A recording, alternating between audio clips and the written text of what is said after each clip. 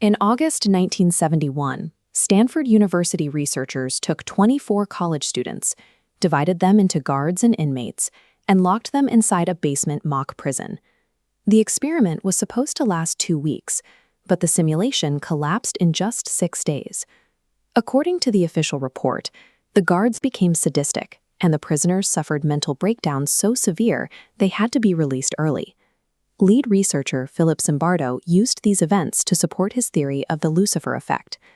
The theory suggests that human morality is fragile.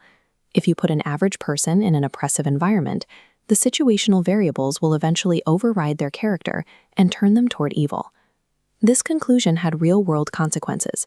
It changed the way the U.S. government manages juvenile detention and became a standard defense for soldiers accused of abuse in military tribunals. However, archival audio and participant testimony have since revealed that the entire simulation was a carefully directed performance rather than a scientific discovery. When researcher Thibault Letexier examined the original Stanford archives, he found evidence that the study's famous results didn't happen spontaneously.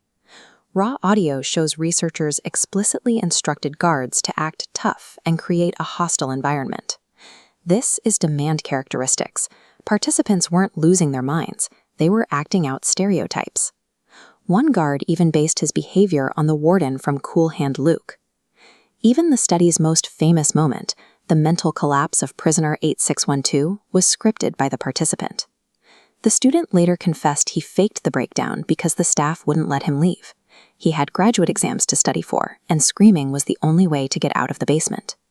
The Stanford experiment didn't prove that environments turn us into monsters. It proved that people will play a role if an authority figure tells them exactly how to act. In 2002, psychologists Haslam and Reicher ran a more rigorous test of these theories, known as the BBC Prison Study. They used a similar prison set, but they made one major change. The researchers gave the guards absolutely no instructions on how to treat the prisoners. Without Zimbardo's coaching, the guards didn't become sadistic, and the prisoners didn't become submissive. The participants simply didn't slip into those roles on their own. The results show that tyranny isn't a natural byproduct of a bad situation. It requires active, toxic leadership to emerge. Putting on a uniform doesn't make someone evil. Cruelty only takes hold when those in power validate and encourage it. These psychological theories reached the real world in 2004, following the prisoner abuse scandal at Abu Ghraib in Iraq. Philip Zimbardo served as an expert witness for the defense of Staff Sergeant Ivan Frederick, one of the guards involved in the abuse.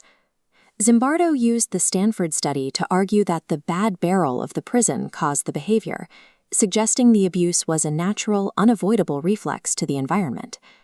But the BBC findings suggest that the environment itself wasn't the primary cause of the failure. The abuse at Abu Ghraib wasn't an accident of the situation. It was the result of a chain of command that provided systemic pressure and implicit approval for that specific behavior. We have to stop using flawed science to excuse these acts. Cruelty isn't an automatic response to a situation. It is a choice that depends on a leadership structure that rewards it.